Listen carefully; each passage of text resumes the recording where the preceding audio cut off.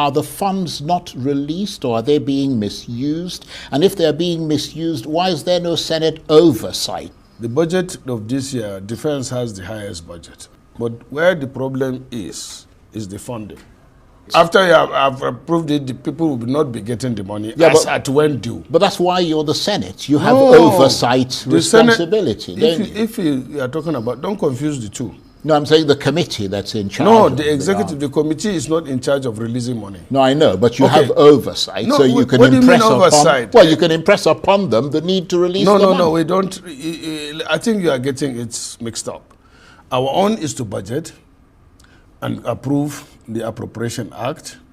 Then the executive will now execute. Right. Okay. But you have oversight let me learn. Over the executive. The oversight is to find out whether actually the agencies have utilized the money according to the specification in the Act. So you don't have any power over saying to the executive, we do that. Why haven't you released the money? We do that, but it is actually the responsibility of the executive. Once they bring the budget before us, we approve it. Why wouldn't you release it? That is the question now. Yeah, but who's going to ask them that question? We do ask that question, but that does not translate to the release.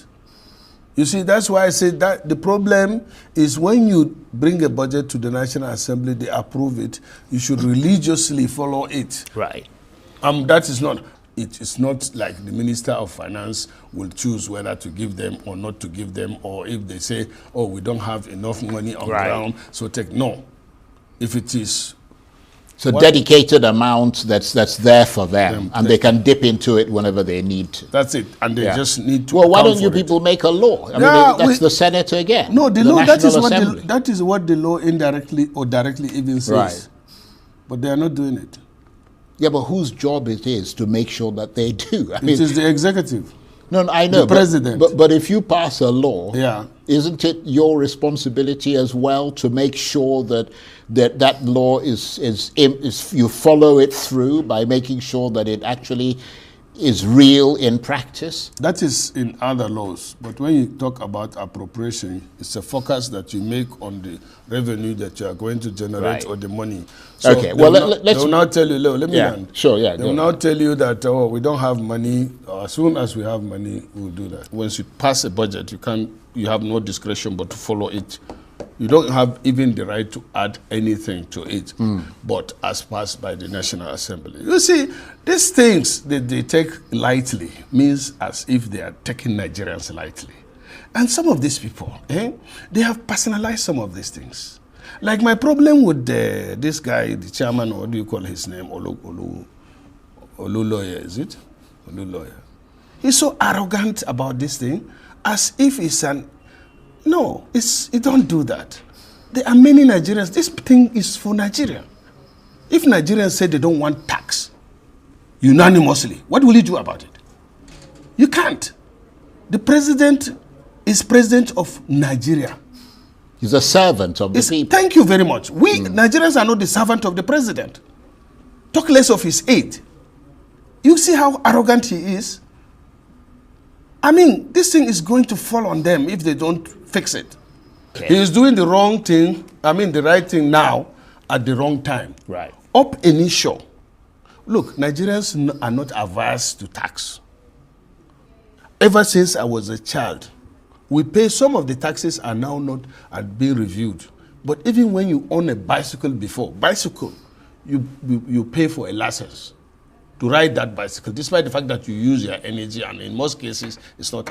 Because the people are even proud to pay tax. Yeah, they have trust in the system. But here you are, the system has lost the confidence of the public, and you are arrogantly imposing things on them without good explanation. When you try to talk to them, somebody told me amongst them that you will not understand.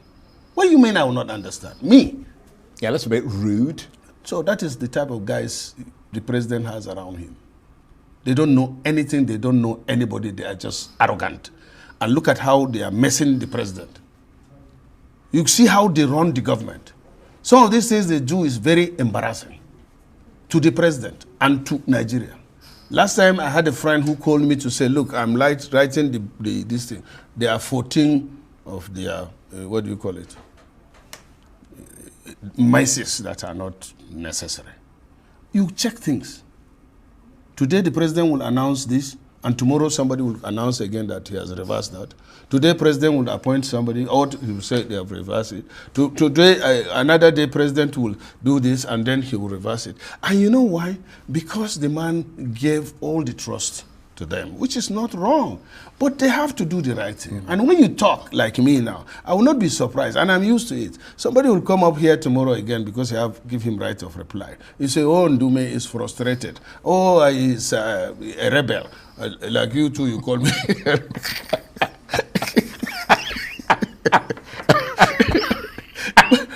You've said the North feels betrayed. Does the APC leadership actually grasp the level of anger that you say is on the ground in the North? I mean, don't they listen to people like you, or do you think they're in denial?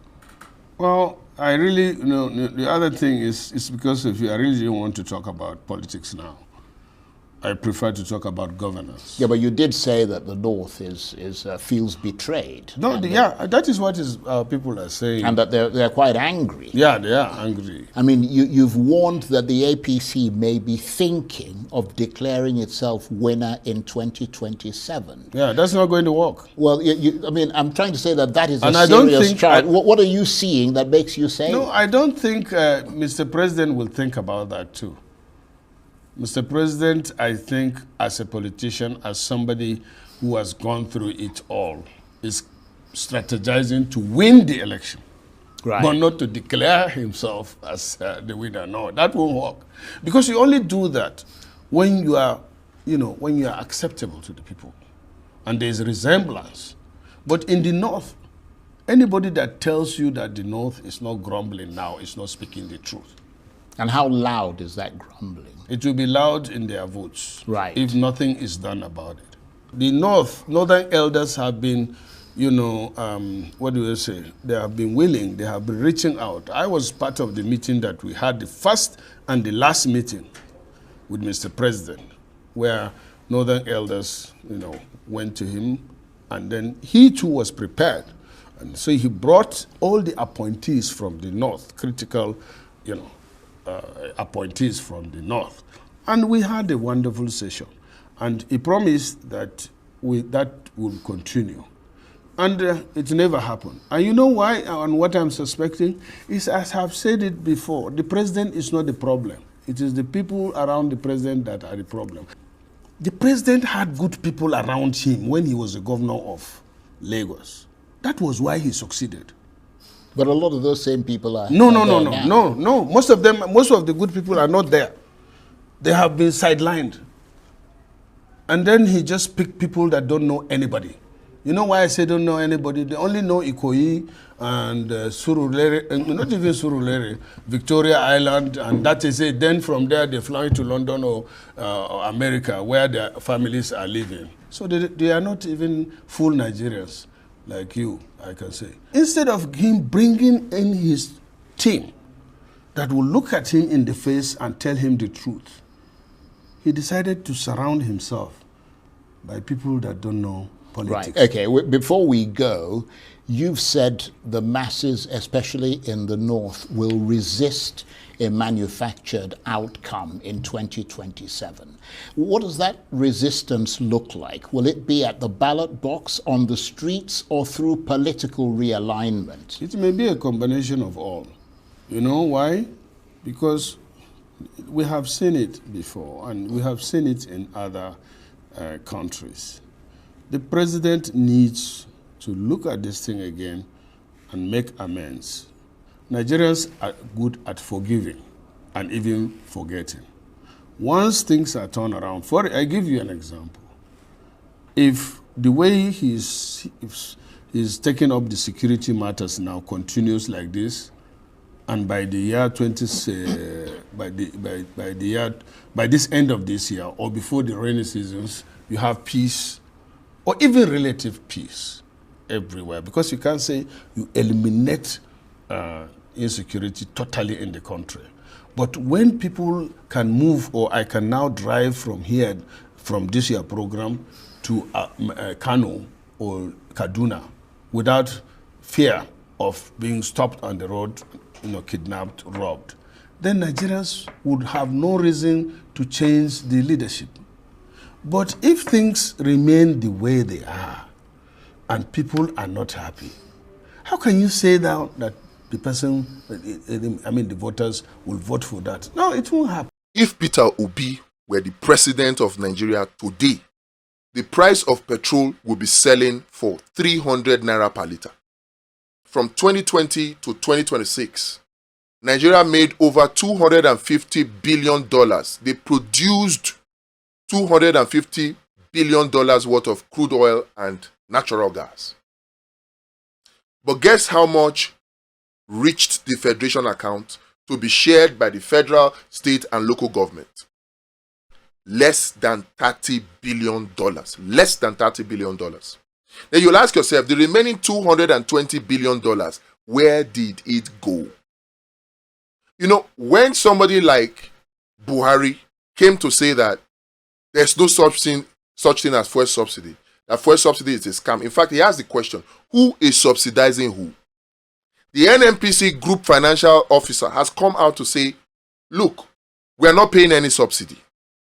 The DSDP arrangement is such that we give them crude oil, they give us refined petrol. It's trade by barter. Not 1 naira goes into it for fuel subsidy. In fact, NNPC even makes money because the arrangement guarantees that 50% of the crude that is sent to the refineries and 50% of the refined petrol product that is brought back into Nigeria must be shipped using NNPC's shipping company. So, effectively, no subsidy is paid. But somehow, we were fooled, we were deceived to believe that subsidy is too expensive for us to pay. Somebody like Buhari knew that there was no subsidy being paid. Only corruption. People were just raising invoices and cashing out at the expense of the average Nigerian.